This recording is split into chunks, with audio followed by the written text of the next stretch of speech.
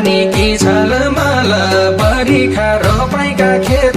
पानी की छलमल पानी की छलमल बरिखा रोपाइका खेत